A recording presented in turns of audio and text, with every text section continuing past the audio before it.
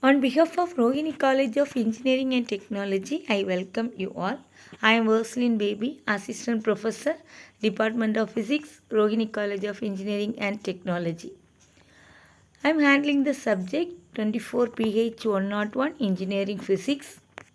In this, I have explained the topic laser. The term laser stands for light amplification by stimulated emission of radiation. It is a device which produces a powerful monochromatic collimated beam of light in which the light waves are coherent. Laser was discovered by T.H. Maiman in the year 1960. There are some properties of laser. First one, high directionality, high intensity, high degree of coherence, high monochromicity. Laser actions. To understand the working principle of laser, we must know the following process. Let us consider a material. It consists of atoms. When the material is exposed to light radiation, there are three different processes occur. They are stimulated absorption, spontaneous emission, and stimulated emission. First one, stimulated absorption. When a photon of energy strikes an atom in the ground state with energy E1, the atom absorbs that photon of energy and goes to the excited state. Now the energy difference is E2 minus E1 is equal to h nu. This process is called stimulated absorption. Next one, spontaneous emission. Atoms in the excited state returns to the ground state by emitting a photon of energy h nu without the action of any external agency. This process is called spontaneous emission. Next one, stimulated emission. When a photon of energy strikes an atom in the excited state with energy E2, the atom absorbs the photon of energy h nu and returns to the ground state by emitting two photons. This process is called stimulated emission. Next one, Einstein's coefficients. For that, let us consider a material with atoms at an absolute temperature T. The atoms are in different energy states. When this assembly of atoms is exposed to light radiation, there are three different processes occur. They are stimulated absorption, spontaneous emission, and stimulated emission. In first process, N absorption is proportional to N1Q.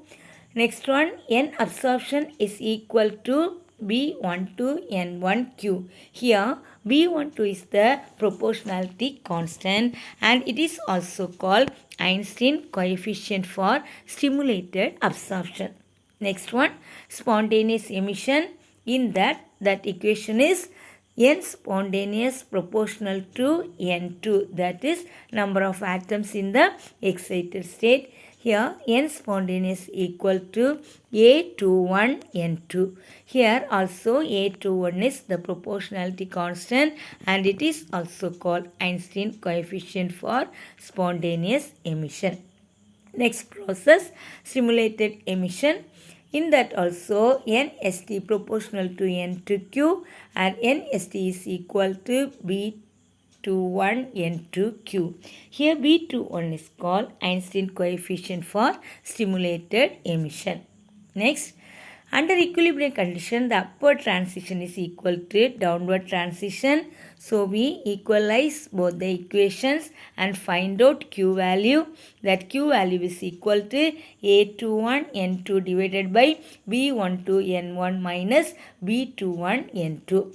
Next, dividing each term in numerator and denominator of right hand side by B21 N2, we get the Q value that is equal to A21 by B21, 1 by B12 by B21, N1 by N2 minus 1.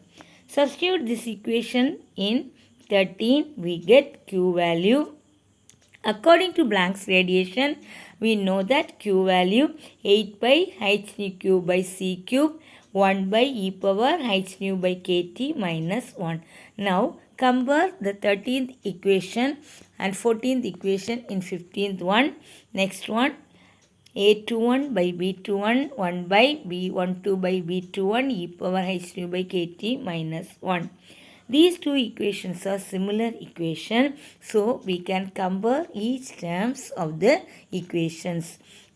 Then we get A21 by B21 equal to 8 pi h theta cube by c cube. Next B12 by B21 e power h nu by e power kt equal to e power h nu by kt. B12 by B21 is equal to 1. B12 is equal to B21. This equation gives the relation between spontaneous emission and stimulated emission coefficient. Thank you.